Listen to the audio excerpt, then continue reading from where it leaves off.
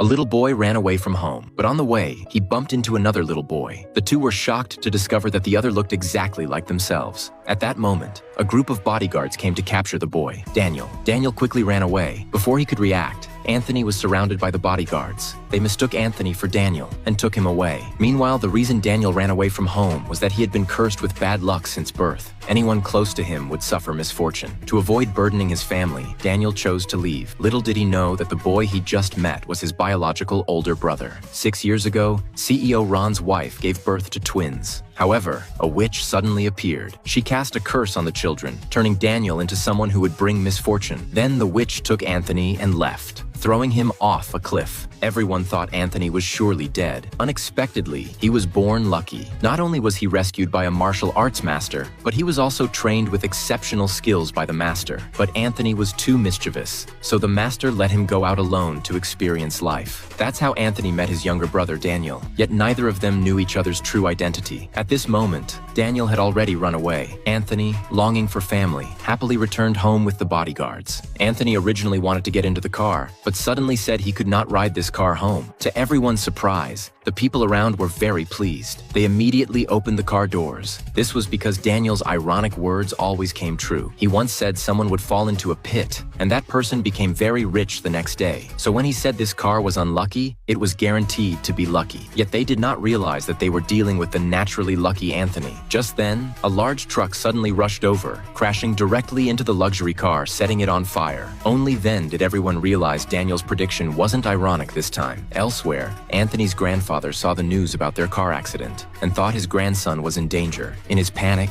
he even vomited blood. When he looked up, he saw his grandson had safely returned home. CEO Ron was delighted to see his son return. Anthony, however, only noticed the dark aura above his head. It meant that Ron was seriously ill. So Anthony pinched his father's shoulders twice and said that would make his father's pain go away. Ron did not believe a child's words, but he was still deeply touched. In the blink of an eye, Anthony saw the dark aura on his grandfather. He immediately jumped onto his grandfather. Using his little fists, he pounded hard on his chest. The dark aura quickly dissipated, but no one else could see it. Thinking Anthony was just being naughty, his grandfather said he felt much better. The three of them had dinner together and spent a happy time together. However, the next day, Anthony was isolated by the others. It turned out that Ron had brought Anthony on a field trip. All the children avoided Anthony because previously being close to Daniel always brought bad luck. They spoke harshly to Anthony, but Anthony didn't mind. Then Anthony saw a little boy about to fall into the water, so he rushed to save him. However, Jack's parents thought that Anthony